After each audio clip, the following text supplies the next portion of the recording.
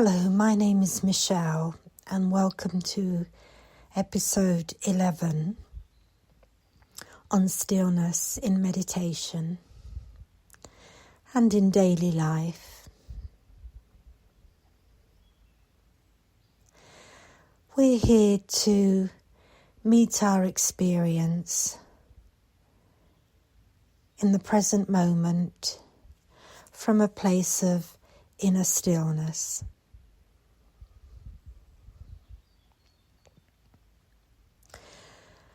A place of absorption where there's no separation between subject and object, where there's no separation between the subject of this topic of this episode, stillness, and your lived experience of stillness.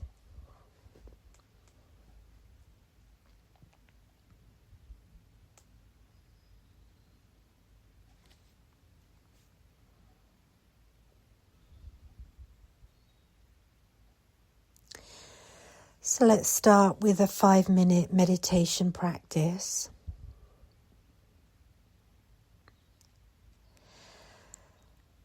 Find a place to sit comfortably where you won't be disturbed.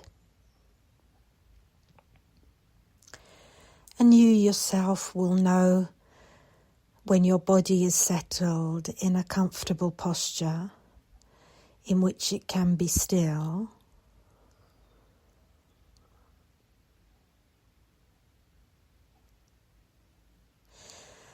And there's no right way to sit in meditation.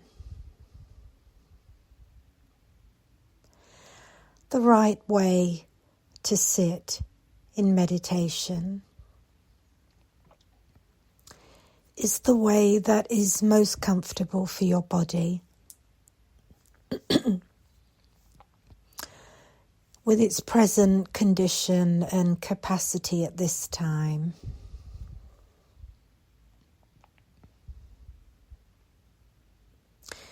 So let's sit together now for 5 minutes in silence and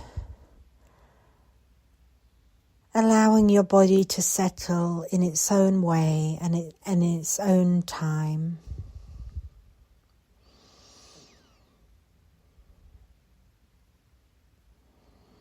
Allowing your energy to drop downwards into the ground.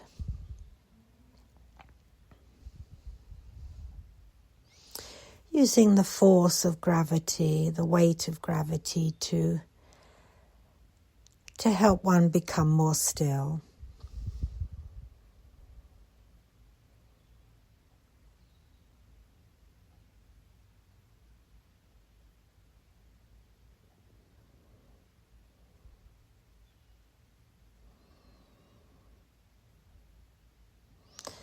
So I'm going to be silent now for 5 minutes and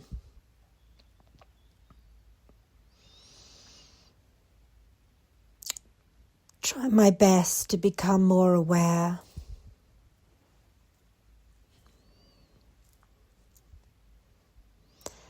To become more calm, composed and still.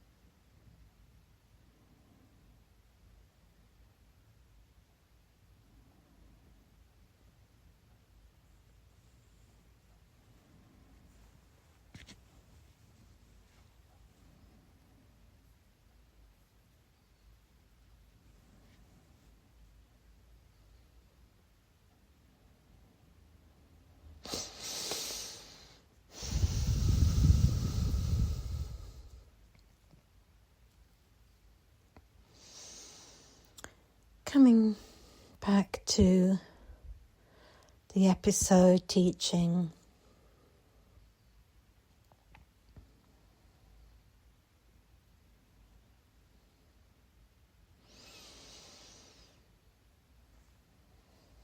feeling a bit more aware, more present, and more still.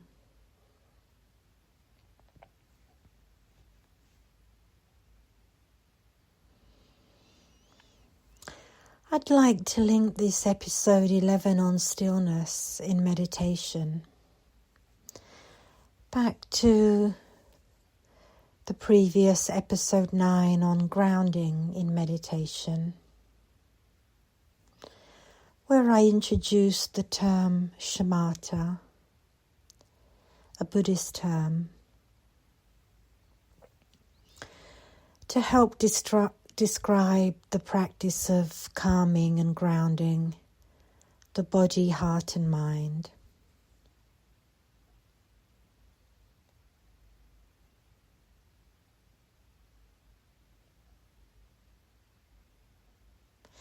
In this episode on stillness in meditation,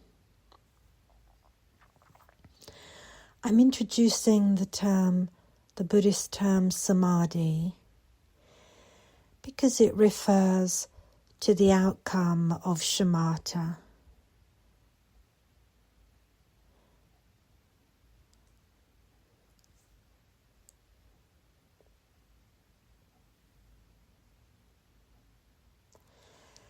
Shamata being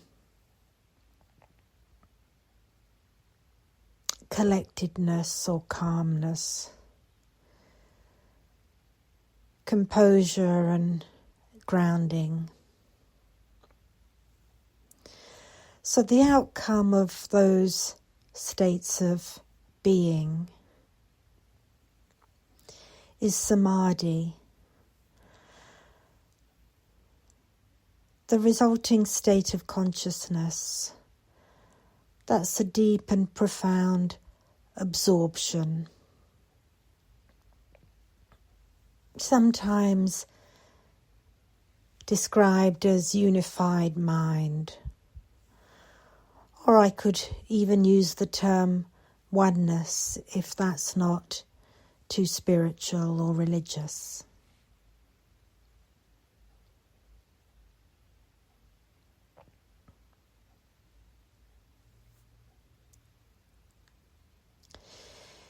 In absorbed states of consciousness, such as Samahdi, the meditator is at one with the object of meditation and loses their sense of a separate individual self. No longer experiencing from their individual ego,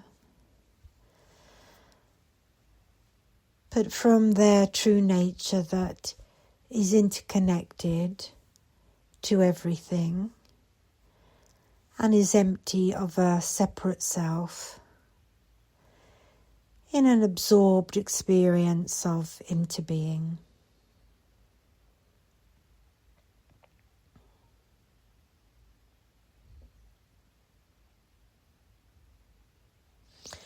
So the meditator in the state of Samahdi is no longer meeting their moment-to-moment experience, but are being the experience itself, having become one with objects and phenomena of heart and mind.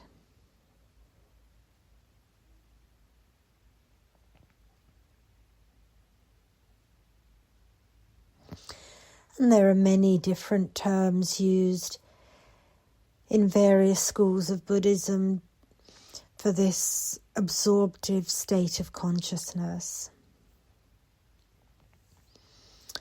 such as silent illumination, radiant light, precious mirror,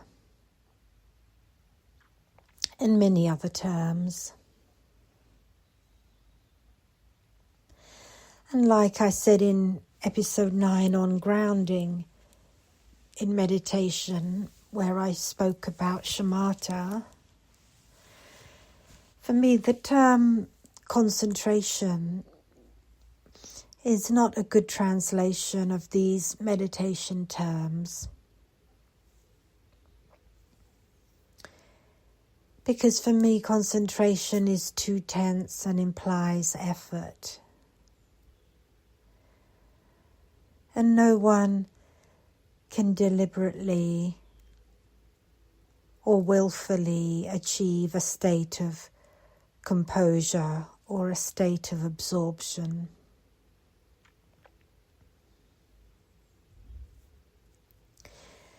Any willful effort or forced focus of attention is not meditation, and it cannot bring composure, stillness, or absorption.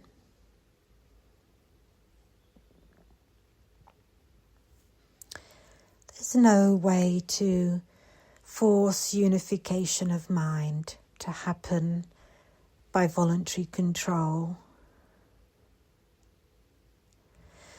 As meditation is a natural state of consciousness and state of being,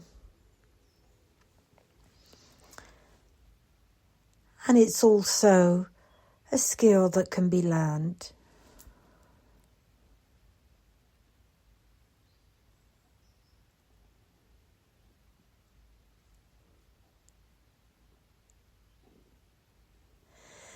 So, states of consciousness, such as Samahdi, absorption, are states that the heart and mind does naturally, because it likes them and enjoys them and finds them nourishing. So they're not experienced through any particular effort, but through yielding into a natural state of being.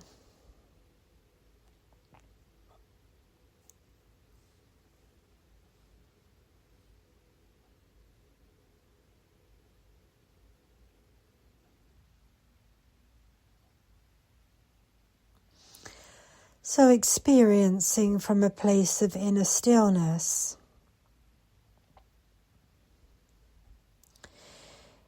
is a yielding or surrender to the movements of mind that want to grasp experience and construct and fix an identity.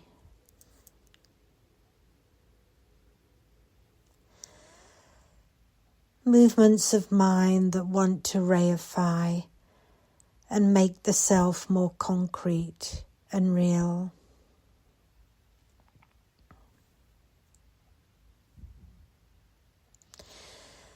Movements of mind that deny and suppress and avoid what supposedly is not the self.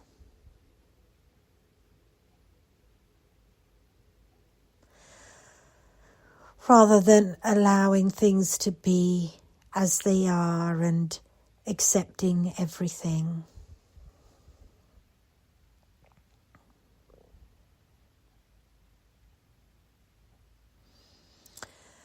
So in the practice of meditation,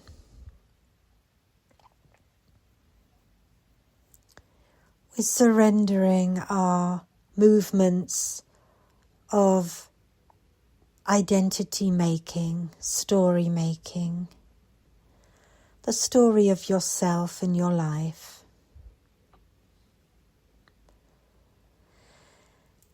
And we're unbothered by this constant flow of selfing.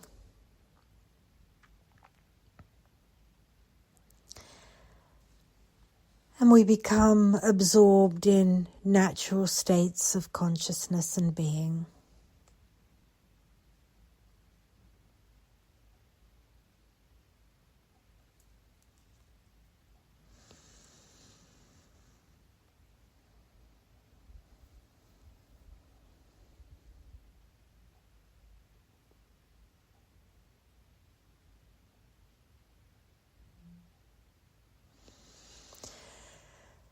Stillness in meditation, as I'm explaining it here in this episode, is the end of the movements of the mind.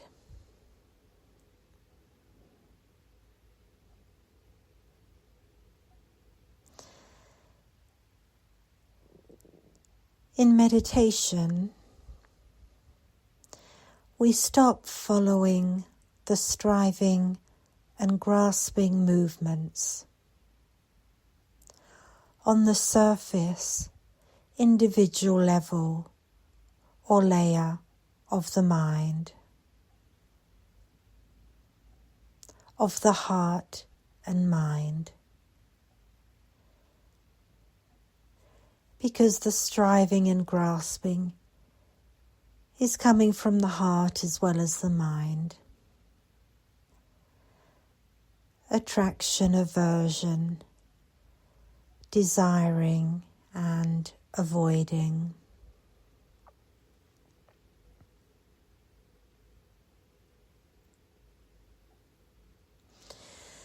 So in meditation,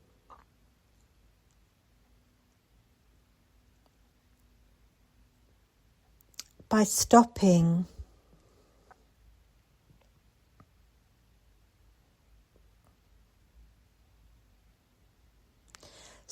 striving and grasping, I mean the end of the individual ego as the center of your meditation and as the center of the universe.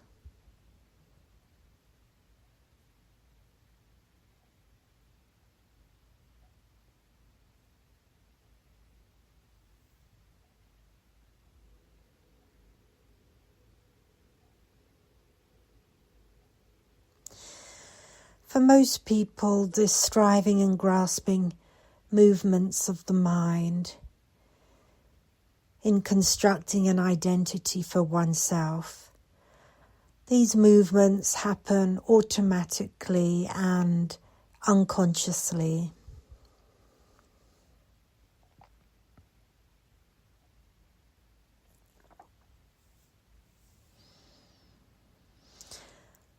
The person's awareness is completely sucked into and involved in, you could also say absorbed in, the movements on the surface individual layer of the mind, and that becomes their reality.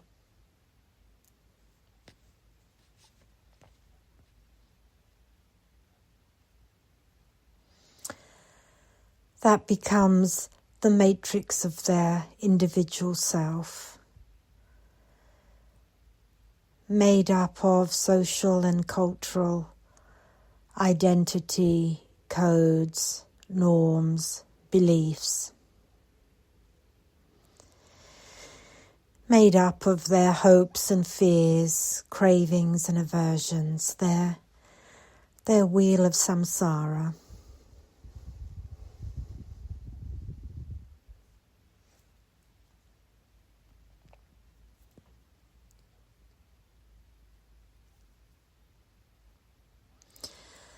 So the practice of meditation is to relinquish or surrender the individual surface layer of the heart-mind,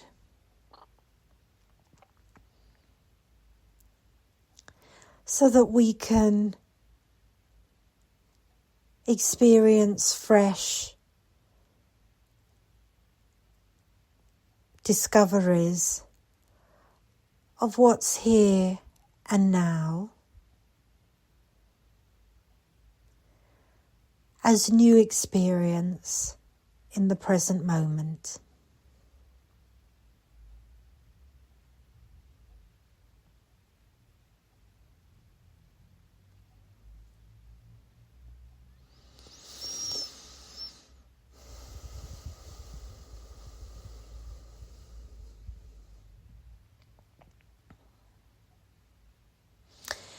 Experiencing the present moment without the overlay of the individual self, without any reaction, discrimination, or judgment.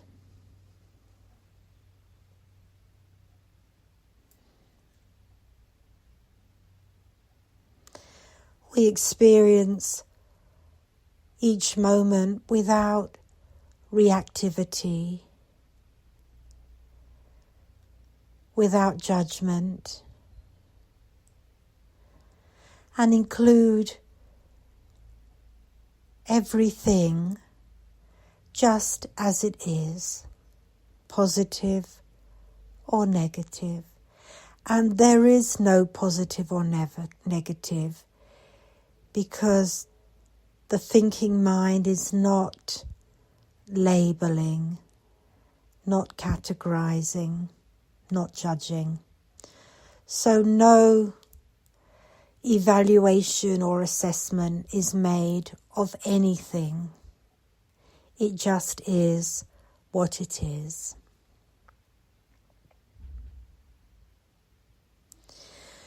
So in meditation, we have the possibility to experience without the mental and emotional movements of desiring, wanting, expecting, thinking, interpreting, judging, labeling,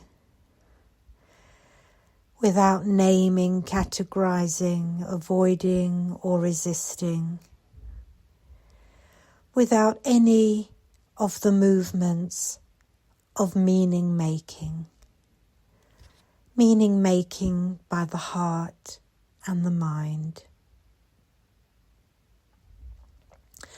that creates movements going forward and movements going backwards, and also movements going up and down.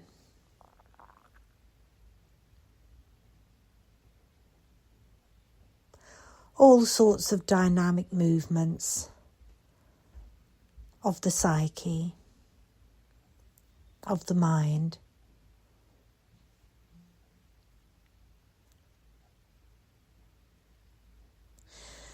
So in meditation, we experience present moment without the movements of the mind, movements of mind that create division, separation, and identity.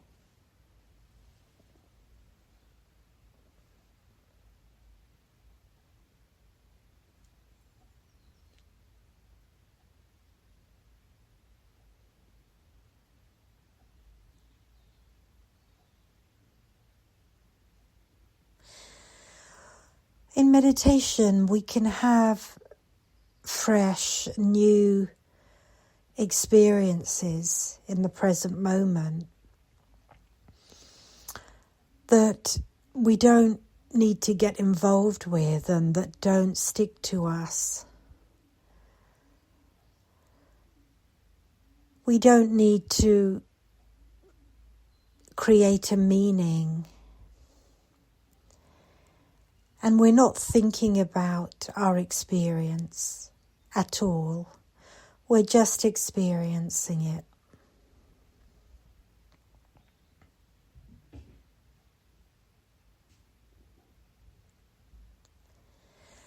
So our experience can come and go freely, and nothing is held on to or carried over. and nothing becomes a trauma.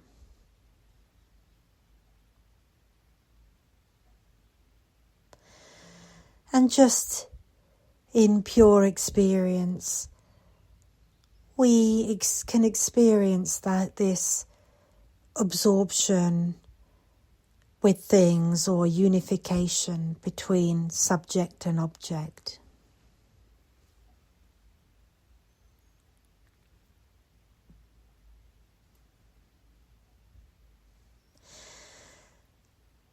So I've spoken about this metaphor before several times, and I'd like to use it very clearly and carefully again here to help us understand unification of mind. And it's the metaphor of the waves on the surface of the ocean.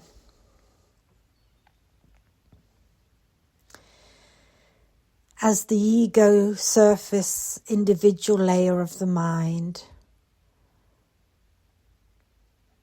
sometimes thought of as the skin in psychology, that surface level barrier between the inner individual and the outer collective. And then deeper, broader, wider, the vast collective psyche of the ocean. So I tend to use the word mind for the individual and the word psyche for the collective. I was going to say mind, but let's just say for the collective psyche. The deep, still, dark, silent bottom of the ocean. A place of stillness where one experiences the collective consciousness, the collective psyche, not the individual mind.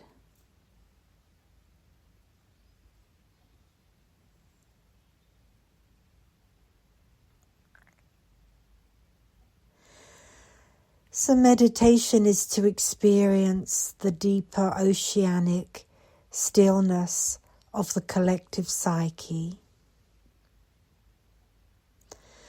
where one is no longer thinking about things, no longer using the discursive surface individual layer of mind.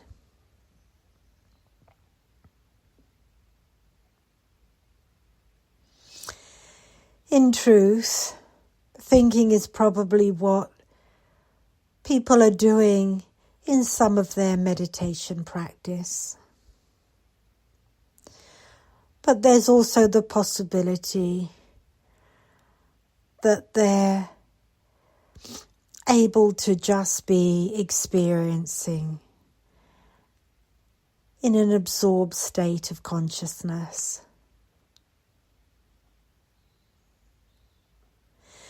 Not forever or permanently absorbed in the collective, or I could use the term absorbed in emptiness, empty of the separate self. Because the surface individual mind cannot go away permanently.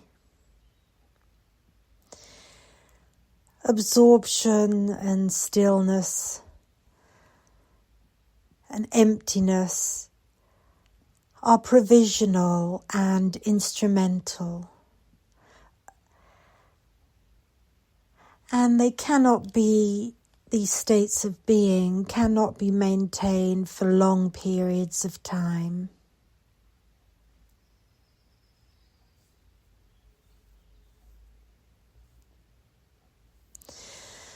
But if you're open to experiencing the depths and vastness of the collective psyche, if you're open to experiencing without the individual self, therefore being empty of the individual self, then you experience the stillness, silence, and peace of the collective psyche, of absorption in the collective psyche.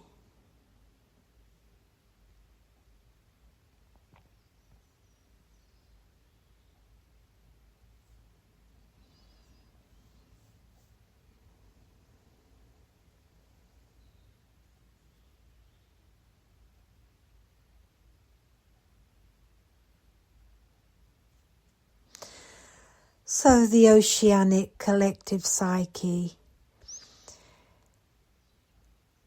in Western psychology and spirituality, is referred to as the soul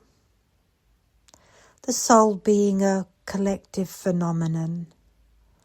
The soul is not an individual phenomenon. And in Zen Buddhism, we use the term Buddha nature or true nature. And again, that implies and suggests that it's not an individual phenomenon. It's a connection and absorption with the things around you.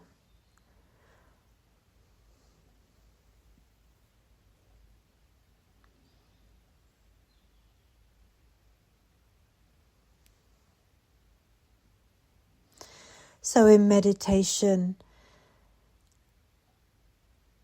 there's a dissolution of the obscurations that veil this inherent true nature. There's a dissolving of the obstructions that veil one's soul.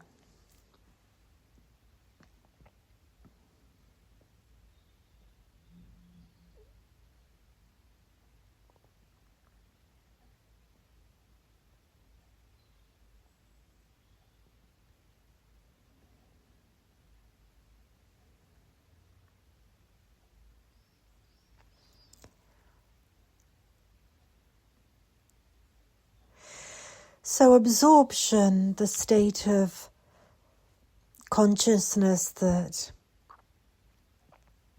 is absorption,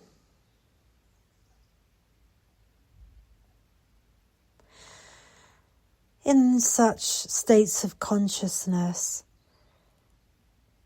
attention is not directed to any specific object or phenomena. Our awareness, our conscious awareness, just shows up spontaneously and is available to everything.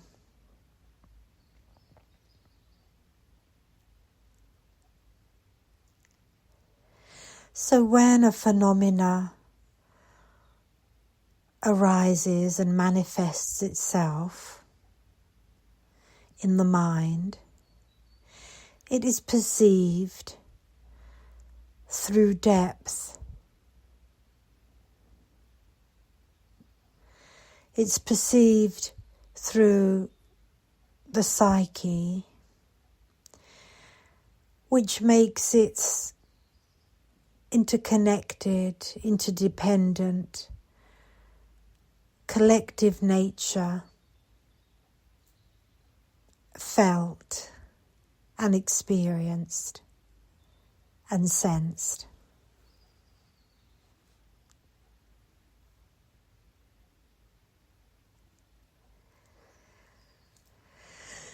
So instead of one's attention leaning into a particular object of awareness, as soon as the mind and the object meet, the attention and the object,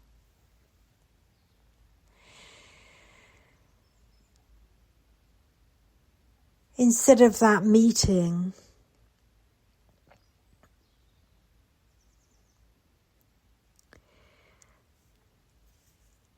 the contact immediately fades.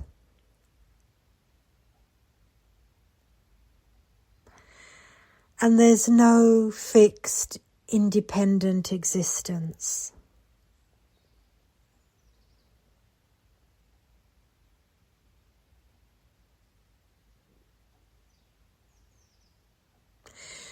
Whatever's perceived just presents itself as it is, and there's no involvement or attachment to any individual separate consciousness of mind.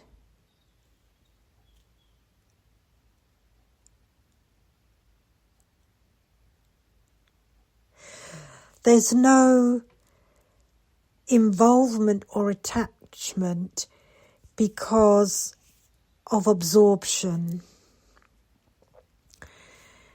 because the psyche within and the psyche without are one and the same thing. So I am the book, I am the curtain, I am the light.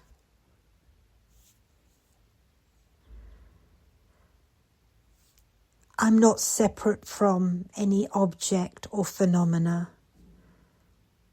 There's no individual separate me to be thought of, to be imagined. There's no individual separate me to be experienced or known in the state of absorption.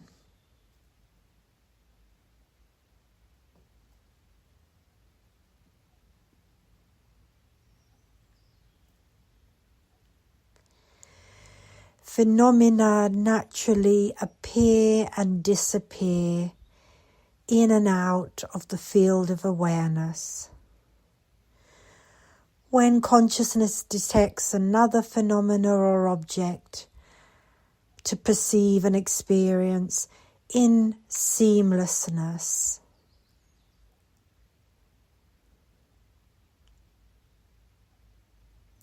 so there's no thought to move one's attention. There's no thought of a beginning and an end. It's just a seamless flow of consciousness, collective consciousness.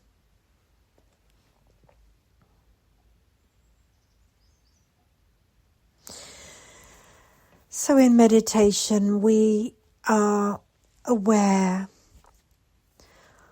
of the movements on the surface individual level of the mind. They're always going to be there to some degree or other. And yes, a highly experienced meditation practitioner will experience the movements of the individual mind less so than a beginner who may experience the individual mind quite a lot during their meditation practice. But I'd like to suggest that if you're listening to this episode and learning that you know the individual mind is there busy with its movements, then just having that knowledge is sufficient to let go of the individual surface level of the mind.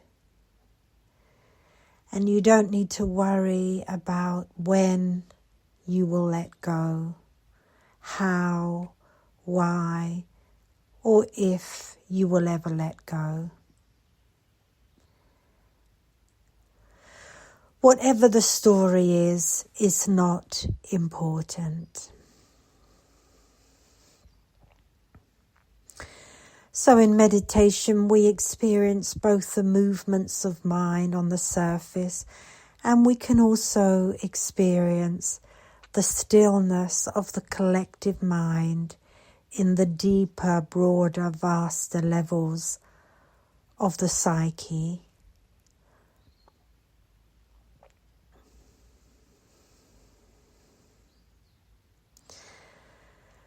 So I'd like to introduce the term non-dualistic. In a non-dualistic, unified way, movement and stillness are one, and they don't have to be diametrically opposed or separate from each other. It doesn't have to be one or the other. In unification of mind, everything is okay. Experiencing movement is no better or worse than experiencing stillness. Experiencing stillness is no better or worse than experiencing movement. Unification is the non-dual true nature of the heart, mind, and body. Unification of individual and collective is the true human condition. And we all have the possibility to meet all conditions and circumstances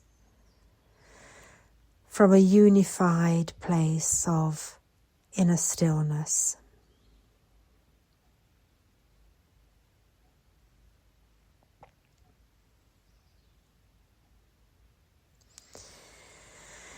Okay, that's a lot of theory there. I tried to edit it as much as possible.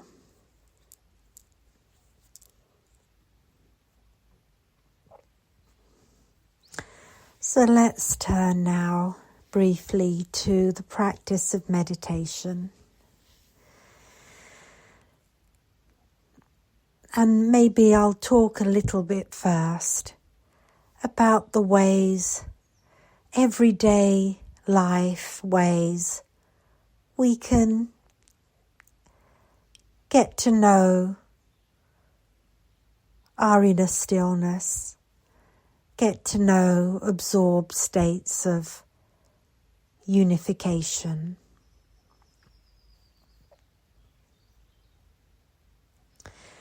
Because stillness doesn't have to be something special or mysterious or mystical, out of reach. It can be every day, every moment life. It doesn't have to be a formal, special practice.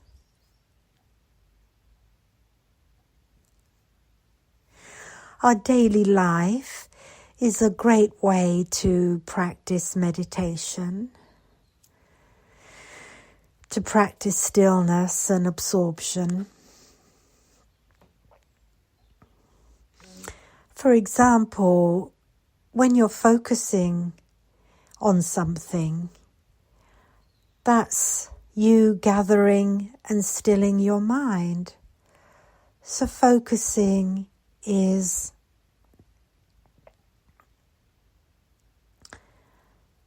the practice of Shamata, gathering, grounding, stilling the mind.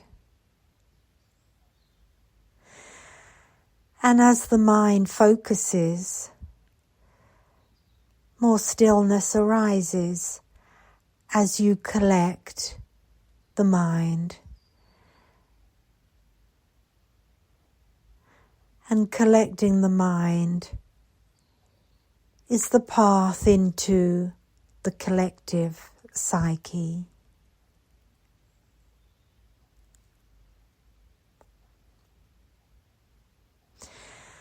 And Samahdi, unification of mind,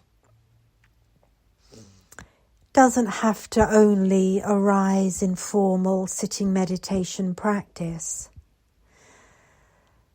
Samahdi, unification of mind, is a trainable skill, and this training can begin on an everyday, very modest level. For example, one of the everyday skills you can use at home to help you gather your mind, to calm your mind, is self-soothing.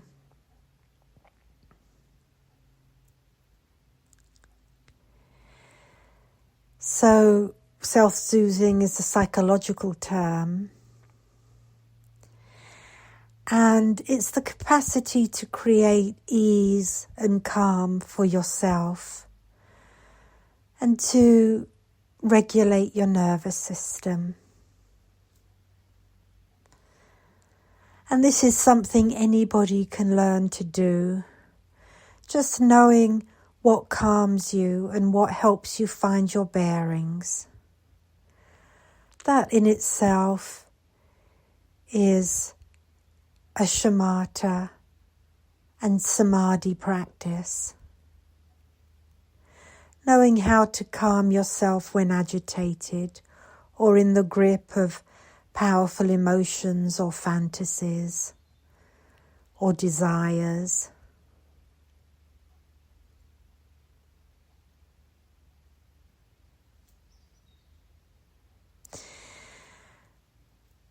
And we can find an array of many unification skills, such as noticing what's happening. So you're becoming present.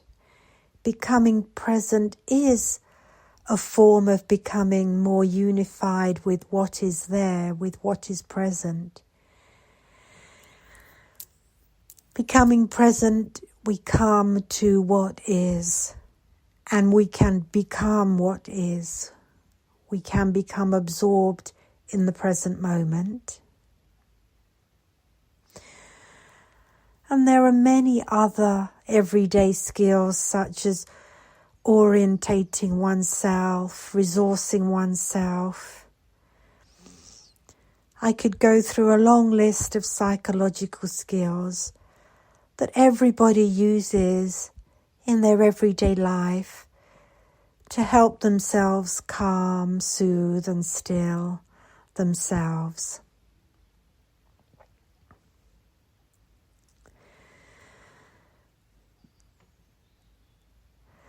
So it's worth remembering that informal Samahdi and Shamata are simply skills to be present, be calm, be still.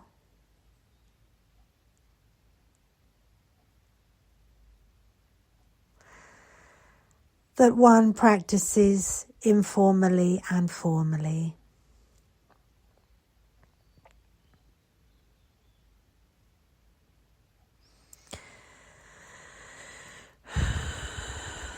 So let's sit in stillness for a few moments now.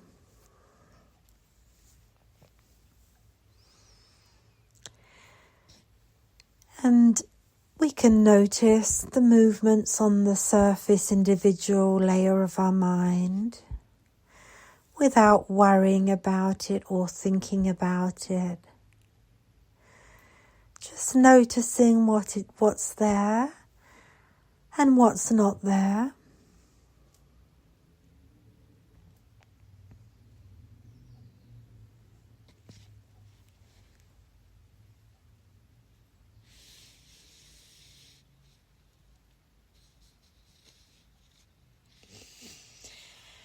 And if you like, if it helps you, you can focus on noticing the movements of your breathing in your body.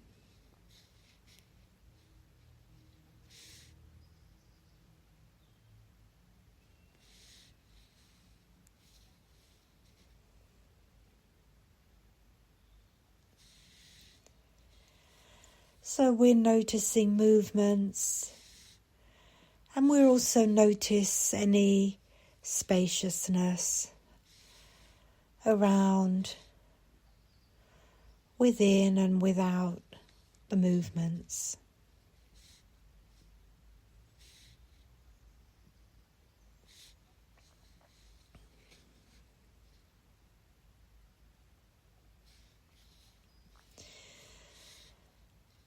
So by noticing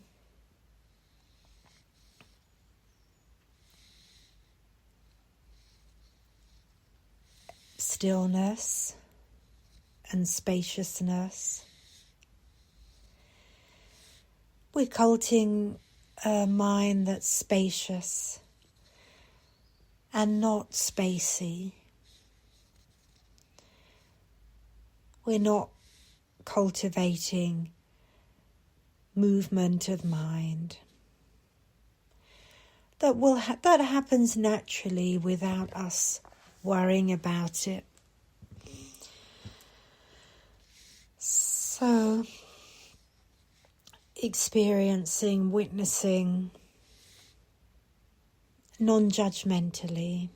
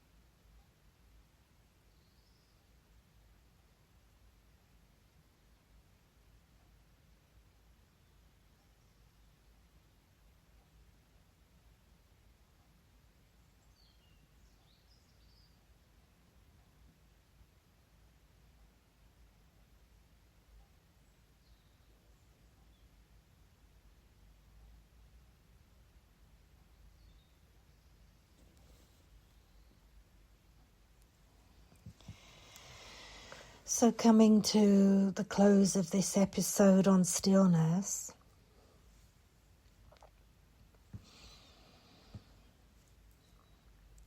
thank you for listening, and you're welcome as always to post comments and send me an email if you have any questions.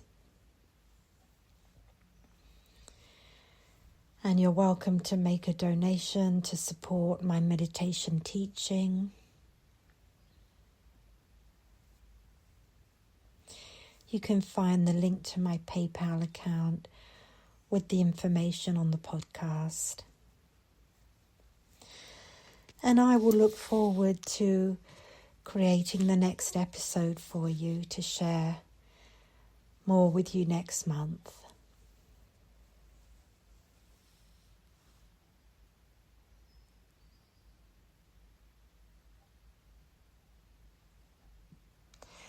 Bye for now.